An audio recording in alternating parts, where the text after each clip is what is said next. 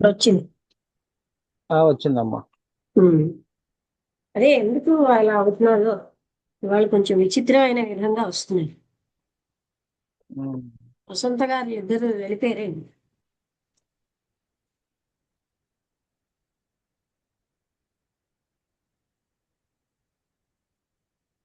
వాళ్ళిద్దరూ కట్ అయిపోయారమ్మా.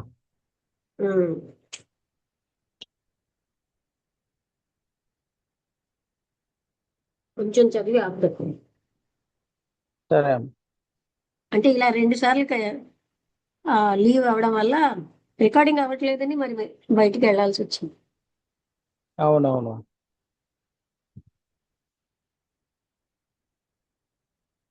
ఇప్పుడు ఏం చెప్పేది, నీవు చదివినా లేదా విన్న విధము మానవాత్మ ఒకసారి వ్యక్తిగత దేహాత్మగా పరిణామ ప్రక్రియలో ప్రవేశించిన తర్వాత భౌతిక జీవితం సాపేక్షగా ఆధ్యాత్మిక జీవితం మధ్య పర్యాయాలుగా ప్రయాణిస్తుంది. ఇది ఒక స్థితి లేదా స్థానం నుంచి మరొక స్థితికి మారుతూ ఉంటుంది. ఇది దాని కర్మ సంబంధాల దర్శకత్వంలో జరుగుతుంది.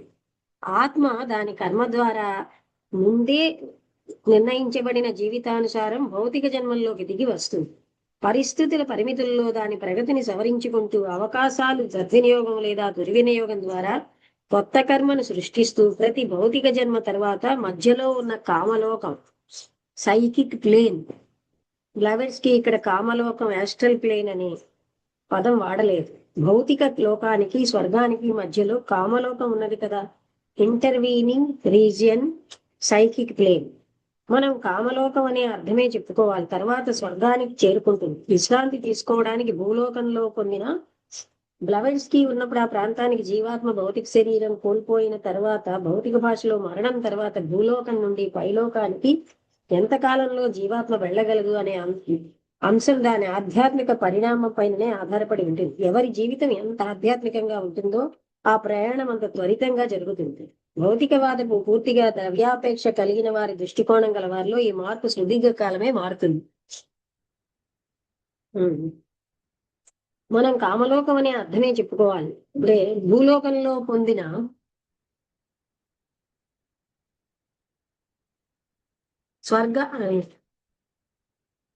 భూలోకంలో పొందిన సర్వ అనుభూతుల సారాన్ని గుణ సంపదను ఒక జ్ఞానసారంగా సమీకరించుకుంటుంది. సార్వకాలిక పరిణామ ప్రగతిగా గ్రహించడానికి ఇది ఉపయోగపడుతుంది. మనలోని ఆత్మలు పూర్తిగా భౌతిక ప్రపంచ సముద్రంలో కొట్టుకుపోయినట్లుగా లేవు. మనం దాటి వచ్చిన తీరు పై కొంత ఆసక్తి లేదా హక్కులు నిలుపుకుంటూనే ఉంటాయి.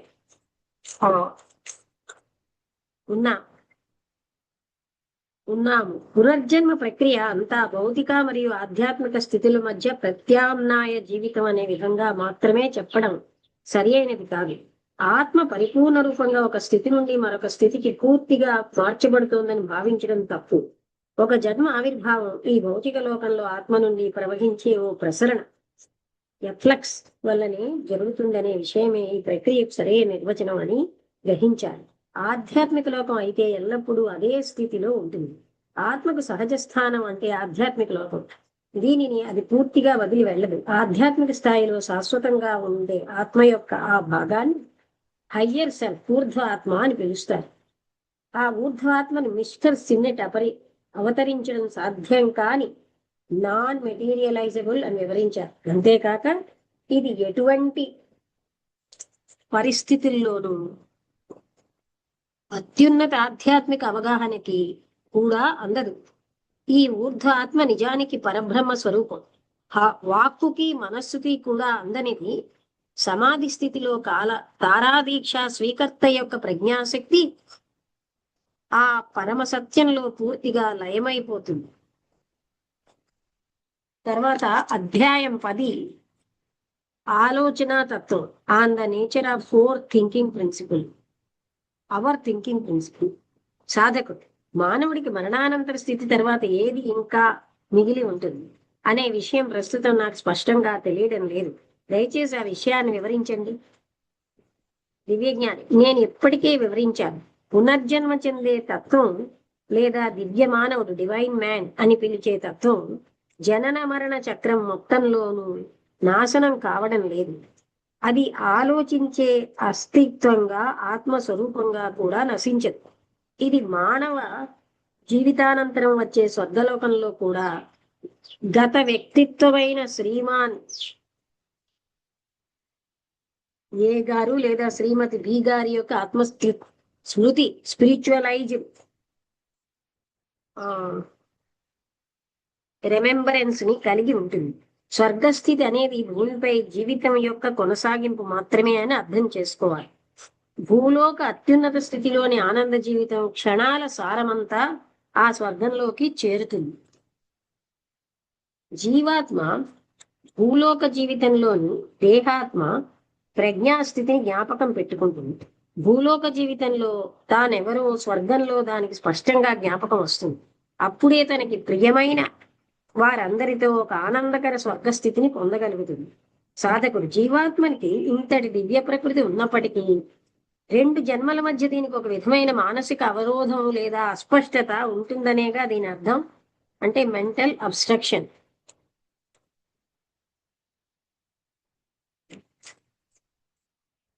మీరు దాన్ని ఏ విధంగానైనా భావించవచ్చు. అయితే మేము దాన్ని భౌతిక జీవితానికి సహజమైన అభివృద్ధి లేదా క్రమంగా జరిగే పరిణామంగా చూస్తాం. జీవితం అంటే ఏమిటి?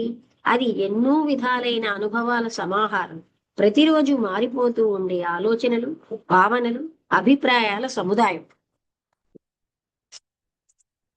యవ్వనంలో ఉన్నప్పుడు మనం ఎప్పటికప్పుడు ఏదో ఒక ఆదర్శానికి, ఏదో ఒక వీరుడికి లేదా వీరాంగనకి మనస్ఫూర్తిగా ఆకర్షితులమై వారిని అనుసరించడానికి ప్రయత్నిస్తాం. కానీ కొన్ని సంవత్సరాల తర్వాత ఆ యవ్వనంలోని ఉత్సాహం తగ్గిపోయి అప్పుడు ఆనాటి మన ఆకర్షణలను తలంచుకుని మనమే నవ్వుకుంటూ మనమంతా మన వ్యక్తిత్వాన్ని నవ్వుకుంటాం. మనమంతా మన వ్యక్తిత్వాన్ని మనకు ఆదర్శంగా ఆ రోజు కనిపించిన వ్యక్తితో, ముఖ్యంగా ఆ వ్యక్తి జీవించి ఉన్నప్పుడు పూర్తిగా తాదాత్మ్యం చేసేసుకున్నాం. అప్పుడు మన మనస్సు పూర్తిగా ఆదర్శంతోనే కలిసిపోయింది. ఇప్పుడు ఒక 50 సంవత్సరాల వయస్సున్న వ్యక్తి అతడు 20 ఏళ్ల వయసులో ఉన్న వ్యక్తిలా కనిపిస్తాడా? అంతర్గతంగా అతడు ఆ వ్యక్తే, కానీ బయట కనిపించే వ్యక్తిత్వం పూర్తిగా మారిపోయింది. ఇలాంటి మానవ మానసిక స్థితుల్లో జరిగే మార్పులను కూడా మీరు మానసిక అవరోధం అని పిలుస్తారా? సాధకుడు: మీరు వాటిని ఏ పేరుతో పిలుస్తారు? ముఖ్యంగా అందులో ఒకటి శాశ్వతమైనది, మరొకటి తాత్కాలికమైనది. అయితే మీరు దాన్ని ఎలా వివరించగలరు? దివ్యజ్ఞాని: మాకు ఈ విషయంలో మా స్వీయ సిద్ధాంతం ఉంది. ఇందులో మాకు ఎలాంటి సమస్యలు, చిక్కులు లేవు. దానిలో గూఢార్థం మన మనస్సు ద్వంద్వ ప్రజ్ఞాస్థితుల్లో మానసిక తత్వంలోని ద్వంద్వ స్వభావంలో దాగి ఉంది. ఇక్కడ ఒక ఆధ్యాత్మిక ప్రజ్ఞాశక్తి ఉంది. ఇది ఆత్మ యొక్క కాంతితో మనస్సు తేజోవంతమవుతుంది. ఇది అంతర్గత సారాంశాన్ని గ్రహిస్తుంది. అలాగే ఒక అనుభూతి పొందిన చైతన్యం ఉంది. మనస్సు అధోభాగ కాంతిని భౌతికమైన మెదడు, ఇంద్రియాల నుండి వేరు చేయడం అసంభవం. ఈ రెండవ చైతన్యం మేధ, ఇంద్రియాల అధీనంలో ఉంటుంది. ఇది వాటిపైనే ఆధారపడింది కాబట్టి చివరికి మేధ శరీర ఇంద్రియాలలో తో పాటే నశిస్తుంది. ఆధ్యాత్మిక ప్రజ్ఞాశక్తి మౌలికంగా సార్వకాలిక స్థితిలో ఉన్నది కాబట్టి అందులోనే నిత్యం నిలిచి ఉంటుంది. దీని దృష్ట్యా ఇది సార్వకాలికమైనది. మిగిలినవన్నీ కరిగిపోయే మాయలు, భ్రమలు. దివ్యజ్ఞాని: సాధకుడు ఈ సందర్భంలో భ్రమ అనే పదాన్ని మీరు నిజంగా ఏ అర్థంలో ఉపయోగిస్తున్నారు? దివ్యజ్ఞాని: దీనిని పైన చెప్పుకున్న ఊర్ధ్వాత్మ అనే వ్యాసంలో బాగా వివరించబడింది. అందులో రచయిత ఇలా వివరించాడు: ఊర్ధ్వ జీవాత్మకి అధో విభాగానికి మధ్య పరస్పరం సాగే భావజాలాన్ని మనం ప్రస్తుతం పరిశీలిస్తున్నాం. మధ్య ఆలోచనల పరస్పర మార్పిడి మనం నివసిస్తున్న ఈ భూలోకాన్ని మాయాజాల ప్రపంచంగా భావించే విధానానికి చాలా బాగా సరిపోతుంది. మరోవైపు ప్రకృతిలోని ఆధ్యాత్మిక లోకాలు వాస్తవికమైనవి. ఆత్మ శాశ్వతంగా నివసించే ప్రకృతి లోకం మరింత వాస్తవికమైనదిగా పరిగణించవచ్చు. ఎందుకంటే అక్కడ నుండే అది తాత్కాలికంగా పుష్పాలు విరిసి పరిమళించినా అవి కాసేపు మెరిసి చివరికి వాడిపోయి రాలిపోతాయి. కానీ ఆ మొక్క మళ్ళీ తాజా పుష్పాన్ని చిగురించే శక్తిని తిరిగి పొందుతుంది. ఒకవేళ మన సామాన్య ఇంద్రియాల కేవలం పువ్వులు మాత్రమే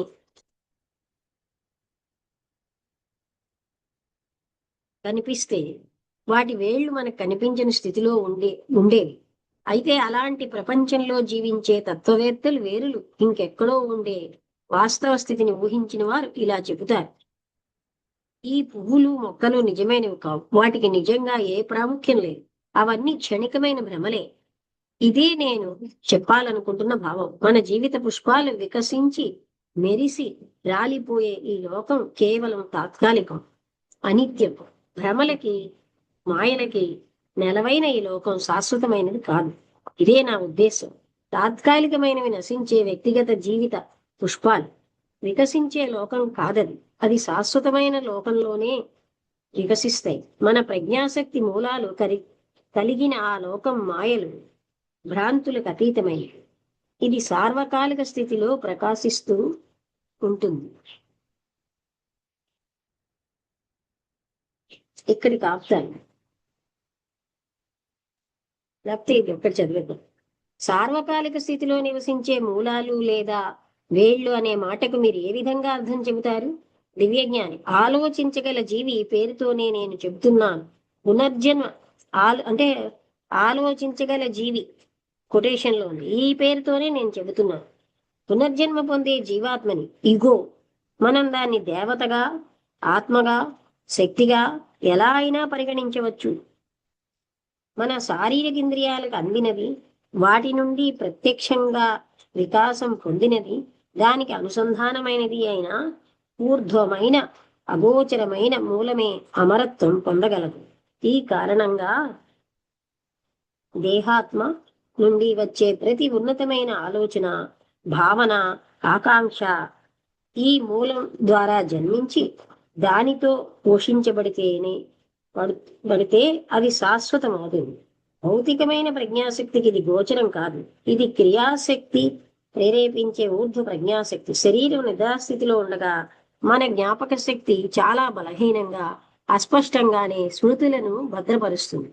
యాంత్రికంగా అటువంటి అనుభవాలు తరచుగా స్మృతుల్లో ముద్రించబడవు. ఇది ఇంతవరకు నేను ఆపుతున్నా.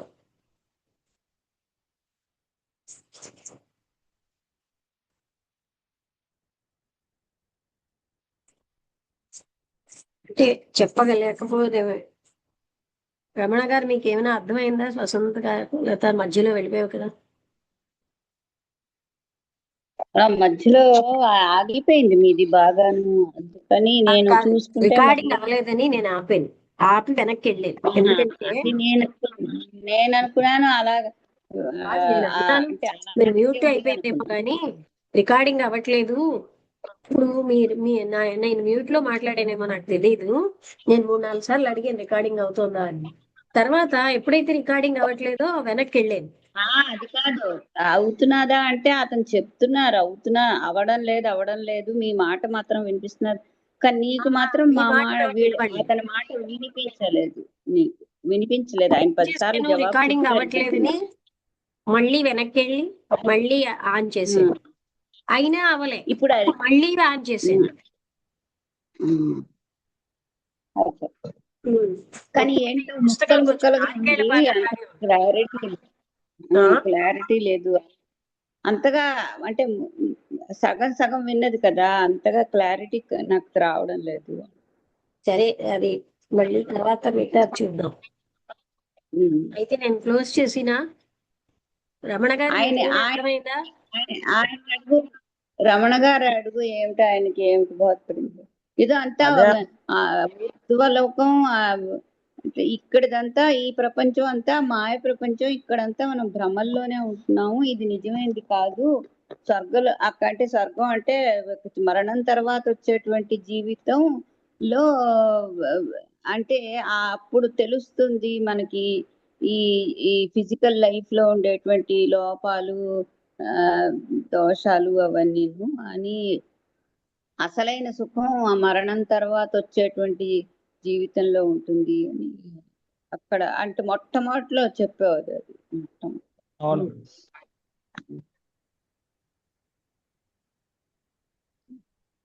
అంటే మరణం తర్వాత ఎలా ఉంటదని దానికోసం వివరించారు కదమ్మా, కానీ అంత స్పష్టంగా అర్థం చేసుకునే స్థితి ఇంకా కలగలేదు.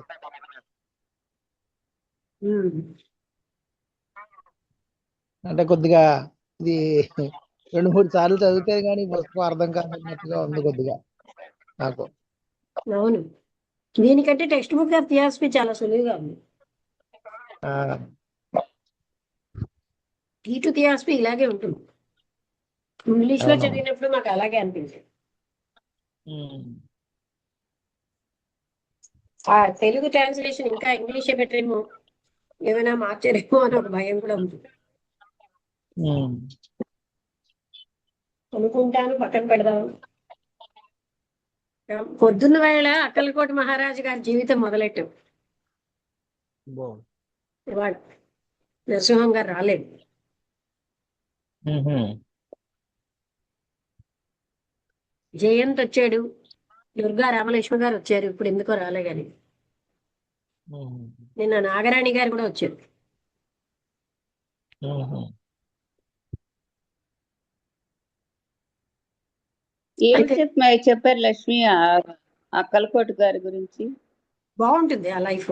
చాలా చదువుతూ ఉంటే ఒకసారి చదివేన తర్వాత మళ్ళీ మళ్ళీ అంటే అతను ఏంటంటే అక్కలకోట మహారాజు గారు అంటే దత్తాత్రేయ అవతారం కదా. అది అవతారంలో విన్నాను. ఆ ఏంటంటే బాబా గారు కూడా షిర్డీ బాబా గారి చరిత్రలో కూడా ఈ సచ్చరిత్రలో కూడా అతని రిఫరెన్స్ బాగానే వస్తుంది, అక్కలకోటి మహారాజు గారు. అతని జీవితంలో ఎక్కడికక్కడ చూపించేస్తారు ఫలితాలు. ఏమిటి అతను ఎవరు? దత్తాత్రేయుల అవతారం. ఫస్ట్ అంటే అతను అవతారం ఏదైనా శ్రీపాద వల్లభి. అంటే అతని రాజ్యానికి ఏమైనా రాజా, కాదు మహారాజా? కాదు, అంటే మహారాజ యోగం అంటారు కదా. అంటే ఒక ఆ ఉన్నత స్థాయికి వెళ్ళాక వాళ్ళ మహారాజ యోగం.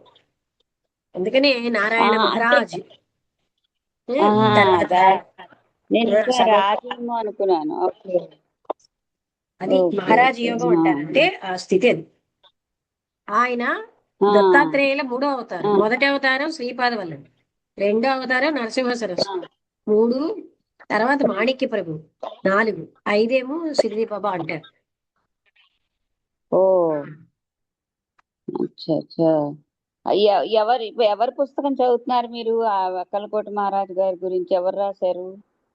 ఒక ఆయన భాస్కర్ రెడ్డి ఎవరో, ఆయనకి పవన్ కుమార్ గారని ఇక్కడ మన దాంట్లో మెంబర్ కూడా, ఆయన వెళ్ళి మామూలుగా బుద్ధుడు గారు పవన్ కుమార్ గారు వీళ్ళు ఫ్రెండ్స్. హైదరాబాద్ లో ఇలాగ మాకు లక్ష్మి గారు అని ఉన్నారు ఏవో చెప్పారు నా కోసం. చెప్పగానే ఒక 4-5 పుస్తకాలు ఇచ్చారు. అందులో ఆ భాస్కర్ రెడ్డి గారు రాసిన దాంట్లో మిలారేపా ఒకటి ఇచ్చారు, ఇది ఒకటి ఇచ్చారు, ఇంకా అలా 4 పుస్తకాలు ఇచ్చారు. అందులో ఆయన ఒక 2 పుస్తకాలు తీసుకెళ్లారు నేను చదివాక.